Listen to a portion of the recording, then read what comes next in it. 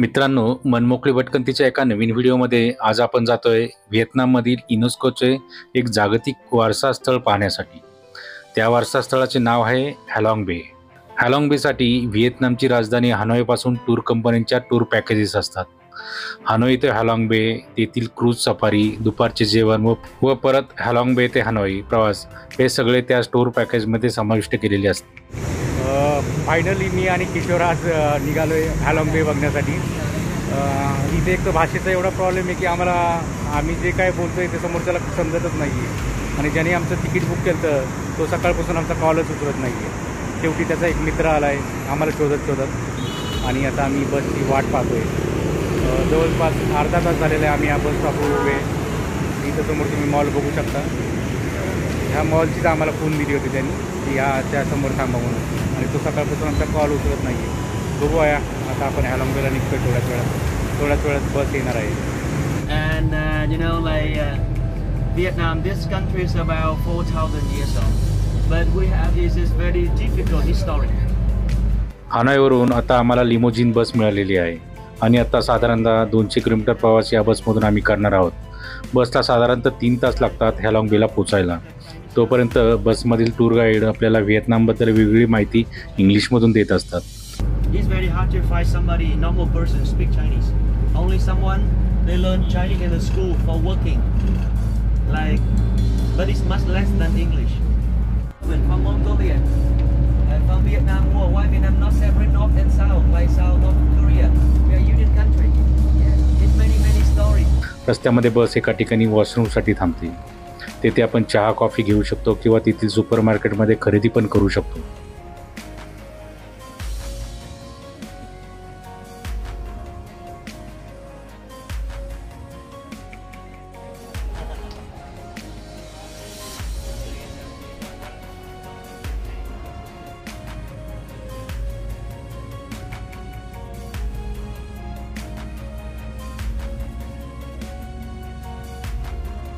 ...553 square kilometers. Only Halong Bay is like double. हॅलॉंग बेच्या जवळ आल्यावर मोती तयार करण्याच्या तसेच त्या विकण्याच्या बऱ्याच फॅक्टरीज आहेत. तेथील एका फॅक्टरीला आम्ही भेट दिली. या फॅक्टरीमध्ये शिंपल्यामधून मोती कसे काढले जातात हे पण दाखवले जाते.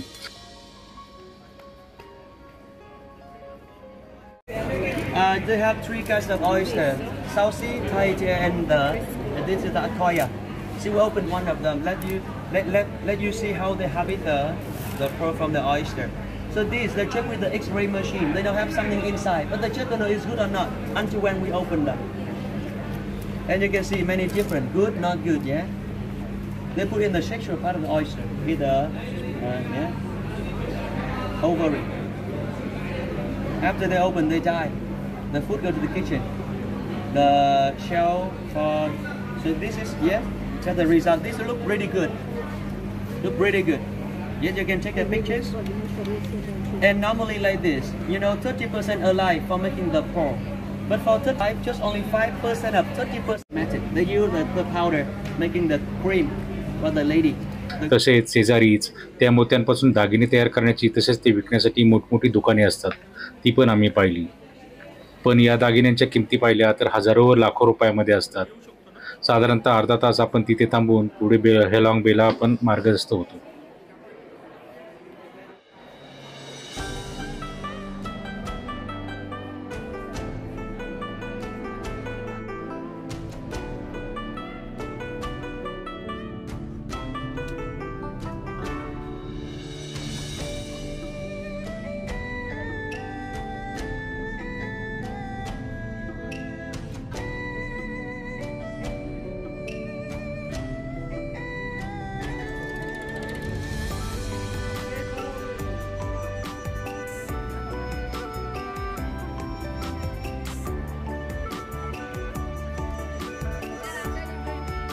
हॅलॉंग बेला गेल्यावर जिथे बोटी लागतात तिथे आपल्याला रेल्वे स्टेशनवर किंवा विमानतळावर जशी गर्दी असते तशीच गर्दी इथे असते. आपला गाईड आपल्याला त्याच्या मागे आतमध्ये घेऊन जातो व सगळ्यांची बोटीची तिकिटे काढतो. आपण फक्त त्याच्या सूचनांचे पालन करायचे असते. साधारणतः एका बोटीवर 40 लोकांची सोय केलेली असते.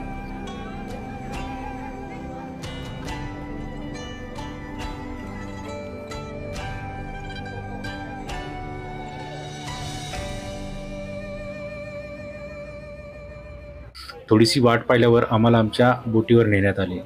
तिथे एका टेबलावर साधारणतः 6 लोक बसतात. मग जसे ग्रुप असतील त्याप्रमाणे त्यांना एकत्र बसवले जाते. मी आणि किशोर दोघंच असल्यामुळे आम्ही एक जापनीज कपल होते आणि 2 मलेशियाच्या मुली होती, त्यांच्याबरोबर एका टेबलवर बसलो.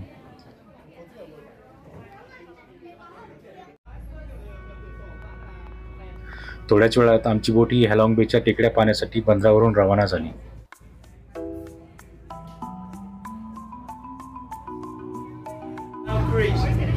Our boat have 2 floors, and where we are right now, just a dining room. We have 4 ACs working and also about 8 fans as well. Outside is warm, so when you get in and out, can you have to close the door to keep the cool air inside? या बोटीवर 2 मजले असतात. आम्ही जिथे बसलोय तो एक मजला, तसेच याच्यावर डेक असते, तिथेही तुम्ही जाऊ शकता. परंतु ऊन खूप असल्यामुळे तिथे लोक थोडा वेळच जातात. इथे पण गाईड आम्हाला सूचना देत होता. थोड्या वेळातच आम्हाला आमचे लंच आमच्या टेबलवरच आणून देण्यात आले. सुरुवातीला त्यांनी सलाड व प्रॉन्स आणले.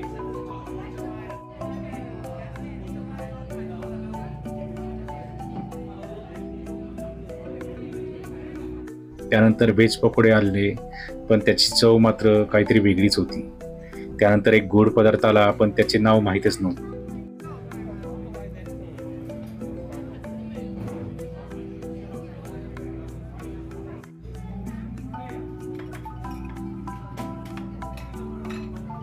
नंतर त्यांनी फिश फ्राय आणून दिले. त्याची चव आपल्याला भारतीय फिश जसा लागतो त्याप्रमाणेच होती.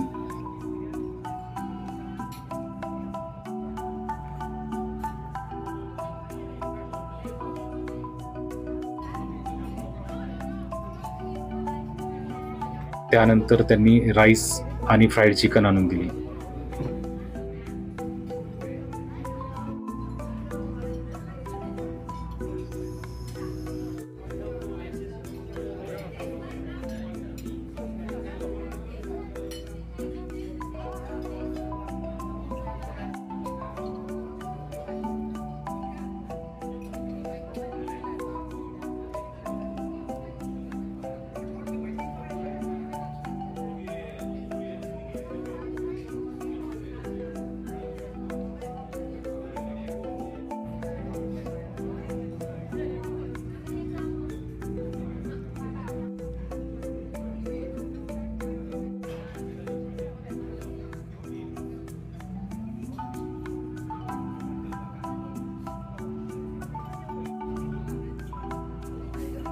त्याच्यानंतर एक सी फूडची डिश आली. त्यामध्ये ऑक्टोपस आणि स्क्विड हा मासा होता. नंतर शेवटी त्यांनी आणले अननस. हे सगळे खाऊन प्रत्येकाचे पोट चांगलेच भरलेले होते.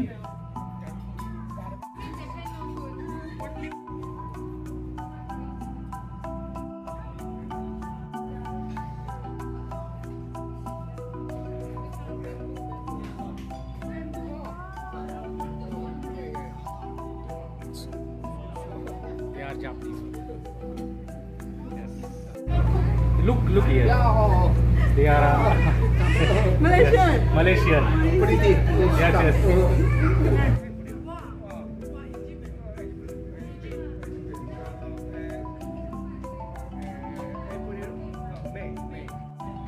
Konnichiwa.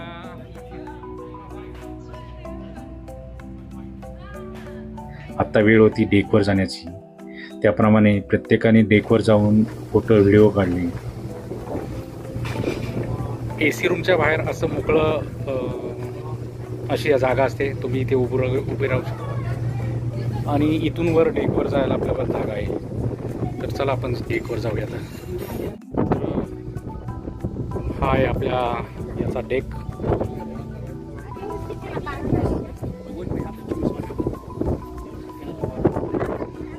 मस्त हवा चालू आहे इथे आणि आपण सभोवताली बघू शकतो. मस्त हॅलॉंग बेच्या टेकड्या आहेत आणि आपले किशोर साहेब इथे बसलेले आहेत आणि बाकी लोक पण इकडे बसलेले आहेत आणि हे काही बांगलादेशी आहेत ते चक्क झोपलेत.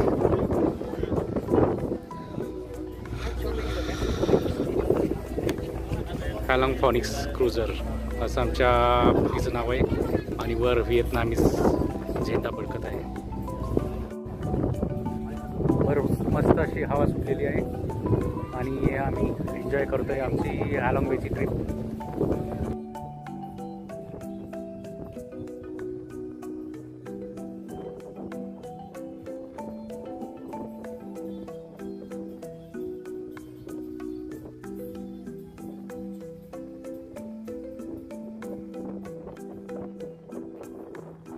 आता सगळे परत खालच्या केबिनमध्ये आले. आता आम्हाला बांबू बोट राईड किंवा कायाकिंगसाठी जायचे होते.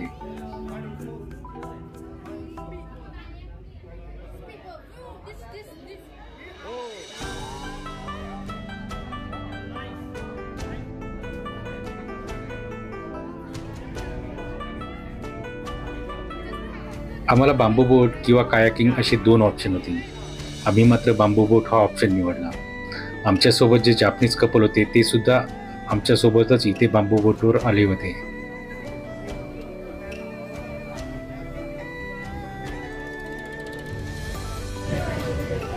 तर किचोरून मी आता बांबू बोटीने निघालेलो आहे शेवटी. येस येस, हे दोघं आहेत जापनीज आमच्याबरोबर. ओके, सुजुकी सान आणखी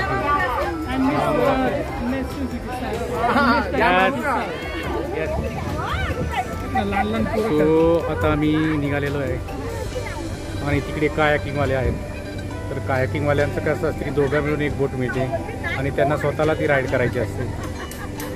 आणि काय होतं की मध्ये लाटा वगैरे आल्या तर ती बोट अशी डगमगून त्यातील लोक खाली पडू शकतात. म्हणून आम्ही रिस्क घेतली नाही आणि आम्ही शेवटी बांबू बोटीमध्ये बसलो आरामशीर. इथे आम्ही खूप मजा केली आणि हे सगळे दाखवण्यासाठी आम्ही अजून एक व्हिडिओ बनवणार आहे. ते तुम्ही नक्की पहा.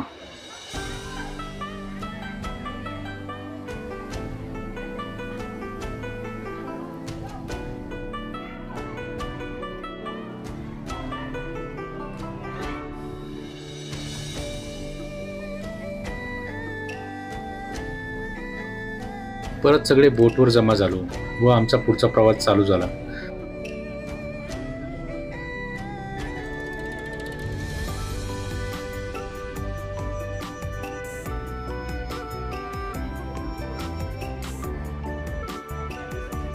साधारणतः पुढील अर्ध्या तासात आपण पोहोचतो टी टॉप आयलँडवर.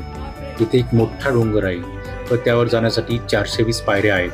त्यावर चढून वर गेल्यानंतर आपल्याला इथून हॅलॉंग बेचे सुंदर असे दर्शन होते. इथे दुसरा ऑप्शन आपल्याकडे असतो की येथील बीचवर आपल्याला पोहायचे असते. इथे आपल्याला अर्धा तास मिळतो. त्या अर्ध्या तासामध्येच आपल्याला सगळं काही करायचं असतं. इथे पण आम्ही खूप सारी मजा मस्ती धमाल केली आणि ही येणाऱ्या व्हिडिओमध्ये तुम्हाला पाहायला नक्कीच मिळेल.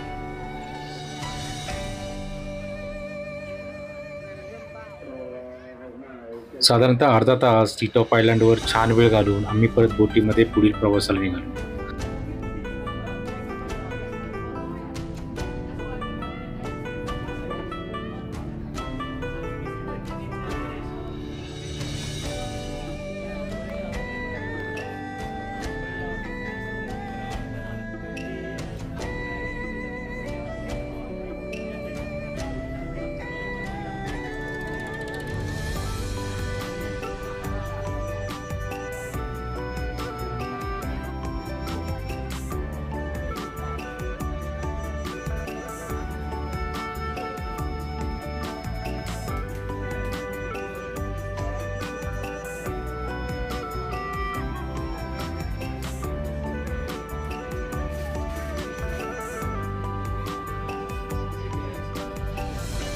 साधारणतः अर्धा तासाने आम्ही एका ठिकाणी पोहोचलो जिथे जवळपास 1.5 किलोमीटर लांबीची अशी गोली मोठी गुहा होती.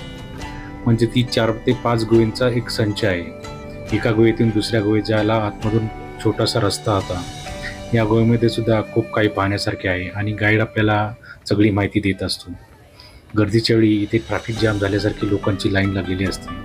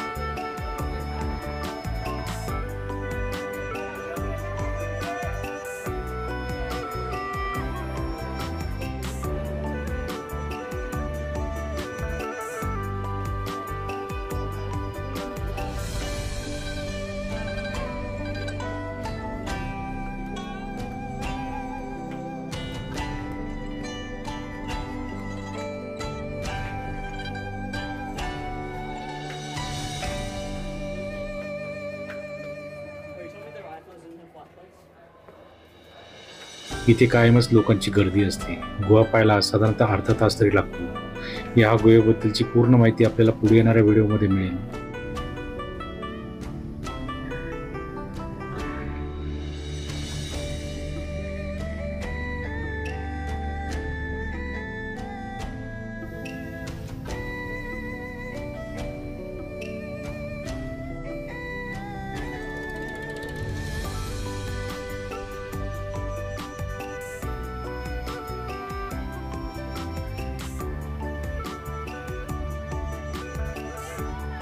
आपण आता गुहेच्या बाहेर आलेलो आहोत आणि आपण आता परत आपल्या बोटीमध्ये बसणार आहोत.